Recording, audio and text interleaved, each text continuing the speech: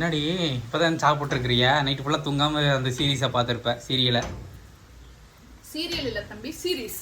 அதான் சீரியல் தான். Heart beat night உட்காந்து பார்க்கலாம்னு நினைச்சேன். நேத்து நல்ல வேலை பார்க்கல.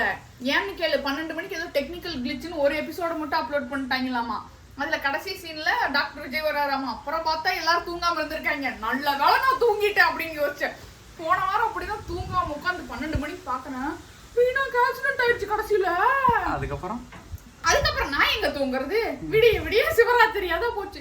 அடுத்த வாரம் ரீனாக்கு ஏதாவது ஆயிருமோ, விஜய்க்கு எப்ப தெரிய வரும்? இந்த வாரம் போன வாரம் ஃபுல்லா எப்படி சுத்திட்டு இருந்து தெரியுமா? தலை சுத்துதுடா, கை கால் நடுங்குதுடா, என்னமோ பண்ணுதுடா, லோ பிபி ஆகுதுடா. அப்புறம் தான் ரியலைஸ் பண்ணேன். மூளை சொல்லுச்சு, மை டியர் பாடி, உங்களுக்கு 30 வயசு ஆயிருச்சு. இனிமேல்லாம் 12 மணிக்கு முழிச்சு இந்த சீரியஸ் பாக்குறது, 2 மணிக்கு கொரியன் டிராமா பாக்குறதெல்லாம் உங்களுக்கு செட் ஆகாது. தூங்கி எந்திரிச்சு பொறுமையா 8 மணிக்கு பாருங்க. இல்லைன்னா ரீனாக்கு ஆக்சிடென்ட் ஆனது கூட டிராமா, அப்புறம் உங்களுக்கு நீங்க பாடி ஆயிருவீங்க அப்படின்னு சொல்லிச்சு. சரின்னு சொல்லி நிறுத்தி வச்சிருக்கேன். 3 எபிசோடு தான் வந்திருக்கு, போய் பார்க்கணும். டைம் ஆச்சு. அவ்வளவுதான் நம்ம இன்னைக்கு